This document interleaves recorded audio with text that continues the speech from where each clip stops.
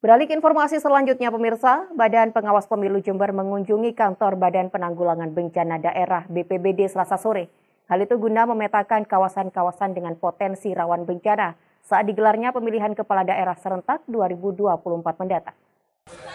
Jajaran Bawaslu Jember bertandang ke Pusat Pengendalian dan Operasi atau Pusdalops BPBD setempat di Jalan Danau Toba, Kecamatan Sumbersari, Selasa sore.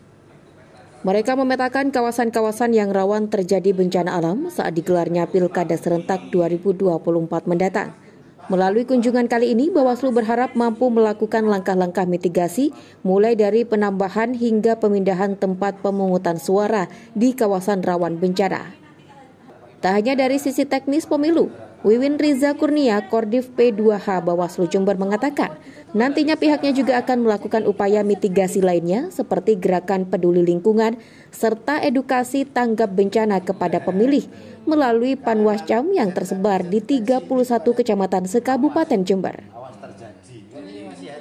Selain dari segi teknis pemilu, apa ada upaya mitigasi lain nanti dari Bawaslu, Mbak? Insya Allah iya, karena kita bicara tentang penyelenggaraan pemilu, kita juga bicara tentang keamanan.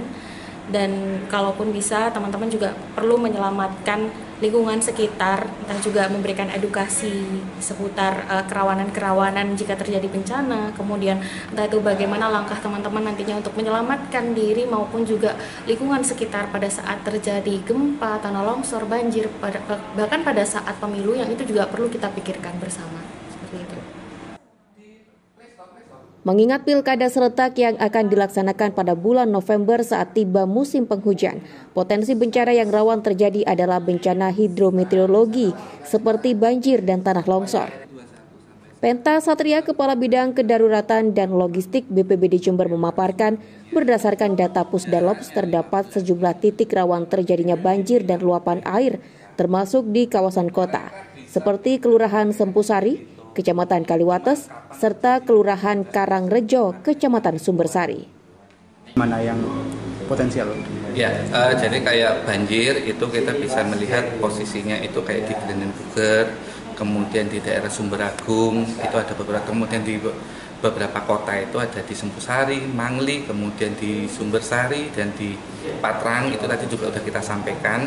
Titik-titik banjir luapan. Jadi kalau sifatnya banjir luapan itu tidak lebih dari 3-4 jam. Biasanya karena luapan air sungai dari saluran air itu yang nggak menampung, akhirnya meluber ke jalan. Dan itu tidak berjalan lama, kurang lebih maksimal 3-4 jam sudah kembali surut. Selain itu terdapat kawasan lain yang rawan luapan air saat tiba musim hujan bulan November nanti. Namun biasanya akan surut dalam waktu 3 sampai dengan 4 jam. Ana Sidaya, FTV Jember melaporkan.